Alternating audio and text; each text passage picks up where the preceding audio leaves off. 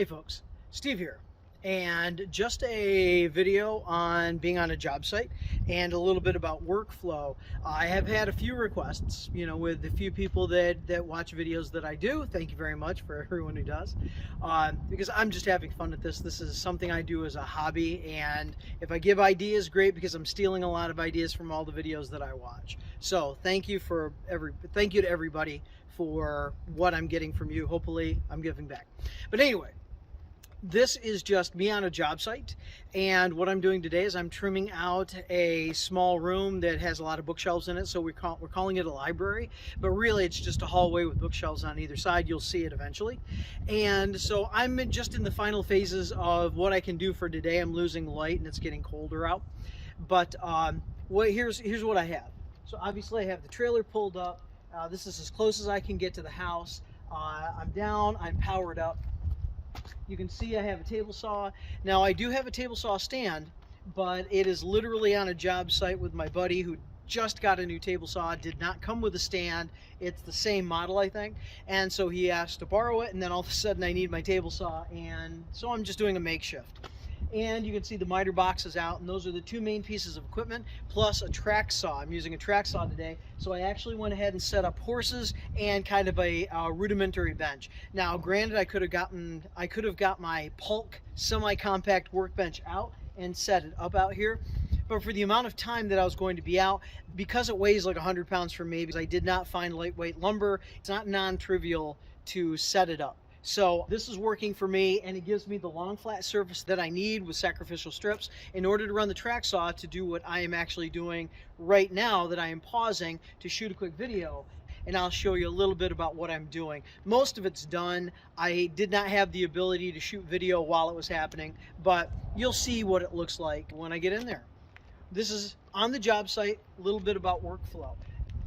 So with my workflow, it is really, really simple. Obviously, you see where I am set up, and I just have to go through the front door and close the door, and then up a set of steps, up into the upstairs, and then right at the top of the steps is where I am working. Because of that, I am able to run my power over to the porch, and I can plug in. And with running the air compressor today, so far I have had no issues at all with tripping any breakers, so the power is good. Also, I have extension cords fed to the same outlets on the porch that are feeding the two saws here rather than feeding them from the trailer itself. And then lumber I am taking from the front porch, which is right beside the portico. And so that's it. It's a real consolidated work setup, and it is really working for me as far as efficiency. Give me enough time actually to shoot a video. So yay for me, right?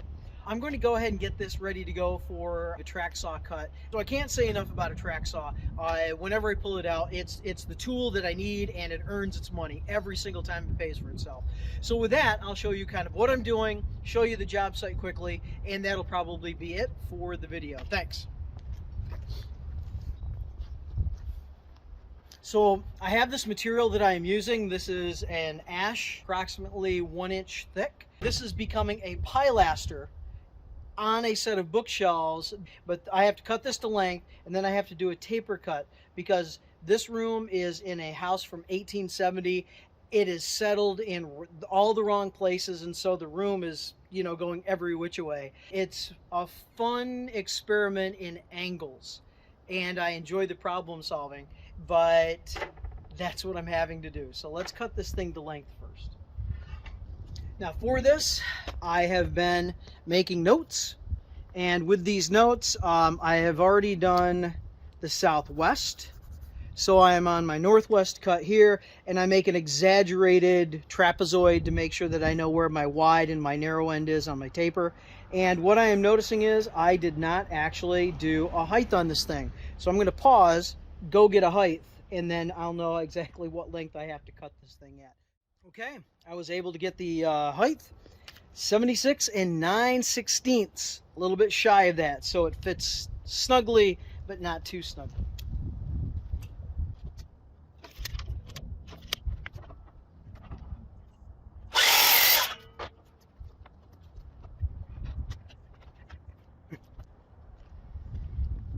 Okay, now that I have it cut to length, Now I am looking to cut the taper, this long taper. So here is my exaggerated trapezoid, and 3 and 5/16 at the top, 3 and 7/16 at the bottom, and I want my finished edge to be on the left of the material, and the right of the material will actually flush up against some door casing.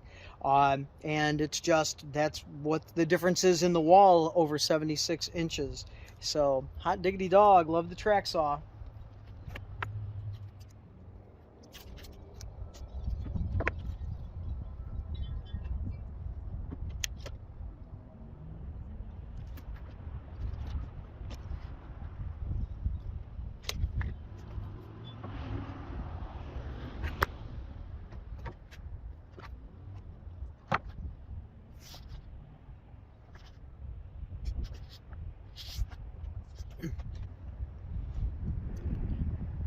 Okay, so I've made my marks. You can see just that mark there, and this is the wide part of the board at the top, or excuse me, this is the narrow part of the board at the top, and you can see where I am just shy or just slightly over the point of that V mark.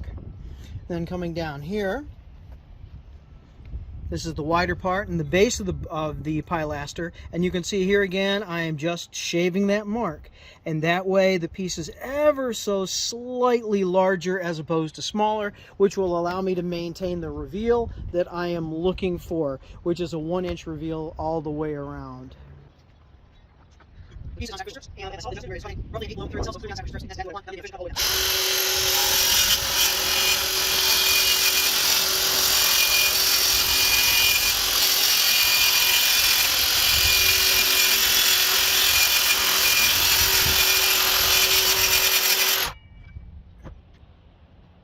And there it is. It doesn't look like much of a taper cut, but it is actually a taper cut.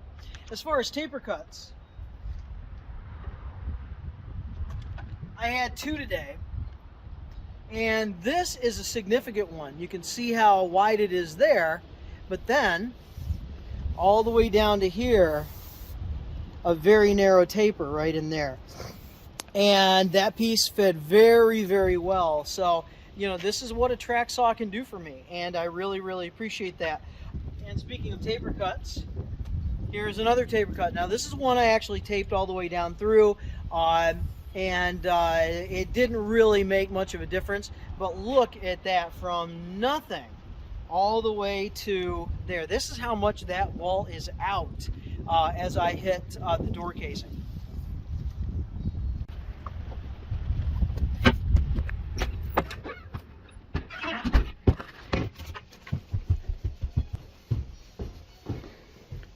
And here is what I am working on today.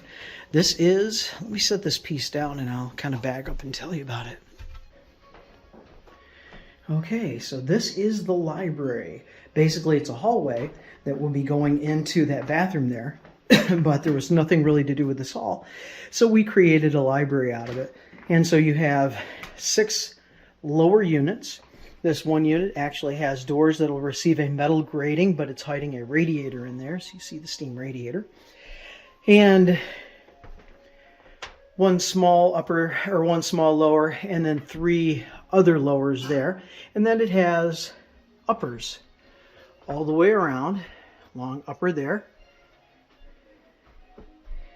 all the way over, and then looking back. And it all has interior lighting, as you can see. These are the pilasters that I am doing here, and this was one of those taper cuts all the way down, which gives me a 1-inch reveal, and then all the way to the casing. Same thing over here. That pilaster right there, a taper cut, and again gives me the 1-inch reveal all the way up, and then tight to the casing there. This piece that I just cut will actually go right in here, and so that'll cover that up and get nailed on.